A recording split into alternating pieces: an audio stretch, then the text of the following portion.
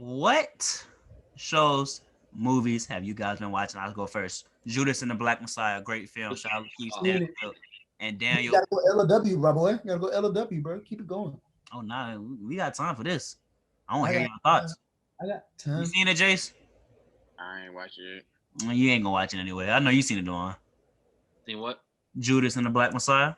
Nah, I haven't seen it yet. All right. Music. Are we done here? Okay, me, you, and John, Bruiser. Bruiser, Me, you, and John seen it. Y'all watch Snowfall? yes. We ain't there yet. Don't interrupt it for Bruiser. He got to binge it this week. You need to go ahead and start today. I don't care for spoilers. John, what you think? I know you saw You it. haven't watched it yet?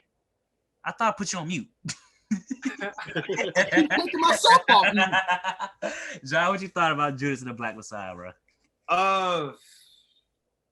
Man, this is a great movie. I definitely think whatever awards are out there for the taking for them to get, they need to take them and get. For sure, revolutionary, inspiring, and motivating for people that I believe that look like me and people that might not look like me and we're still on our side. But You sound a lot like LeBron describing the Malcolm X book. I ain't gonna lie. yeah, like what? He said you sound like LeBron when he was asking him to describe the book by Malcolm X, and he was like, "It's a great book. It's a great book. I ain't finished reading it yet, but it's a great book." That's not. I ain't say nothing like that shallow. Everything that he talked about, man, still going on. Yo, the people don't take away the ignorance that they're saying, bro. Like that's not what I was saying. But no, dead serious. My last point: the movie is pushing forth the message the Panthers could not push forth in the masses during the '60s because of the lack of resources. What the media portrayed about Black people heavily during that time. And I think now is revolutionary because, you think like, oh, why hasn't no movie like this ever come out? Like we haven't had any prime opportunity to be represented like this in the media until now, until the 20s that we live in. So I think this is a great time to be alive, especially as a Black person. The movie will make you love being who you are if you're Black personally. And I think it's a feel-good movie, a family movie, historical accuracy. And it should hopefully inspire people to just do more research about the historical figures in the Black community who they don't talk about and question why don't they talk about those people, So great movie. I definitely recommend it. 10 out of 10. Rotten Tomatoes. Bet not rated anything under 95 or I will be writing a personal letter of hate myself. I arrived on the day Fred Hampton. Sorry. But John, you know they're gonna do that. You know Rotten Tomatoes they're gonna be like, I just thought the plot was a little bit rushed, like it's not a plot because it really happened. 63. For me, I never knew about the story, which is good for me to watch it. I watched it with my people.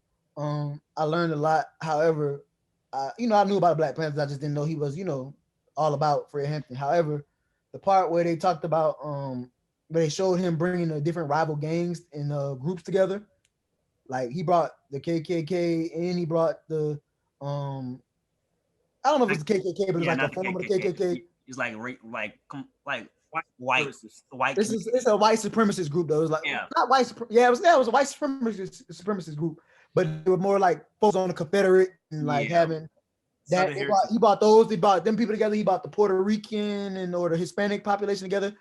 He brought the Black Panthers together. He brought rival gangs in Chicago, Black gangs together. So when I seen that part, I was like, wow, like he really was like interacting with all these groups.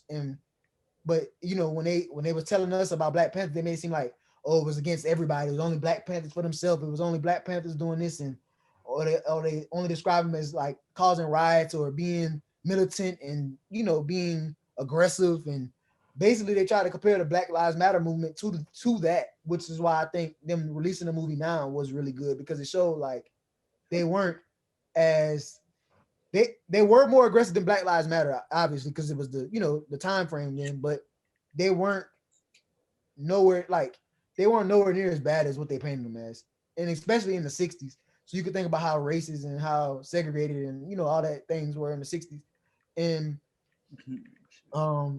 just give you a good idea of how long it's been. Like my mom, I'm not gonna give her age, but my mom was born that year that he died. So that the year he died, my mom was born like 10 days before he died. So basically, like, what I'm saying? That's just gives you a mindset, like how he's only 21. Right, he's only 21. So in his birth, he was only 21, and he's younger than Mimo. So that just gives you a perspective on like.